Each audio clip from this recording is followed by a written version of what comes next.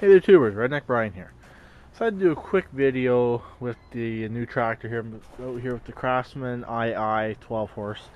Even though I think that's probably 12.5, because yeah, brand new motor. So I figured out why this thing is not charging. I'll show you. First of all, I want to say whoever did the motor swap didn't do one thing correct. You notice anything wrong right in that area? There's a little wire right there, and there's a connector right there near the starter. Whoever did the engine swap did not hook up the stator. So this thing has never charged right from day one. This thing has never charged. So unless there was a voltage regulator or something in there, and they took it off before the guy I got this from got it, but I don't know. So anyways, that's why she won't charge. So I got a question for you.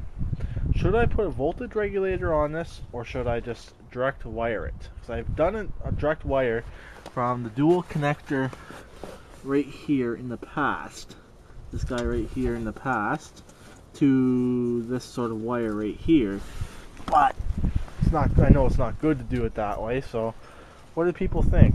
I called my parts guy. They're going to get back to me on a regulator for this.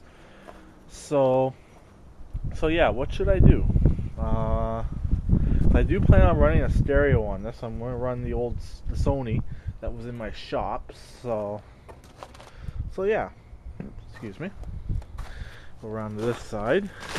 Also, just for shits and giggles, I think this guy here has like an inline relay or something like that, or like some sort of voltage regulation built in, so if it goes over it blows or something, built all into the stator on that, because that's the Tecumseh motor.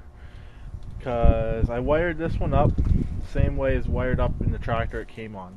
So if you're just going to say to me, oh, just copy what's on this, I can't. So as it's wired up correctly, and this one being a brakes may need a regulator. Let's just see if it will crank. This is actually the second attempt on this video.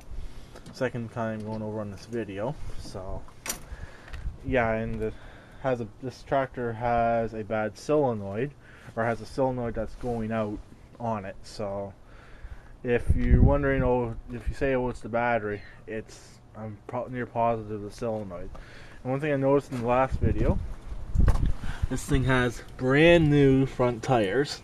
Tires are full of nubbies on both sides, and the backs are decent, are in actually really good shape.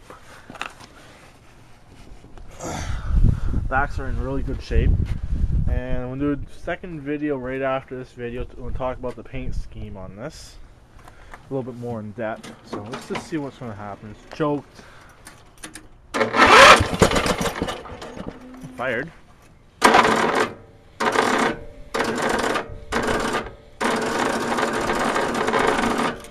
Come on, not just teasing us.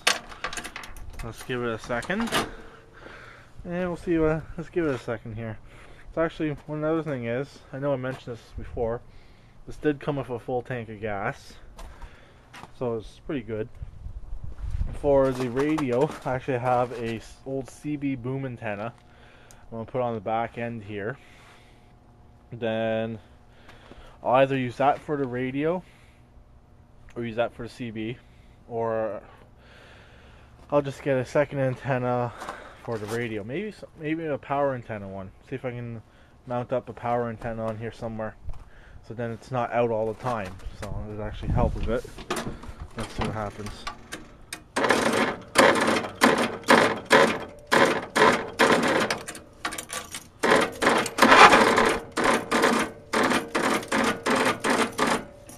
I'm not going to grab jumper cables. If it doesn't fire next time I try it, I'm not going to bother.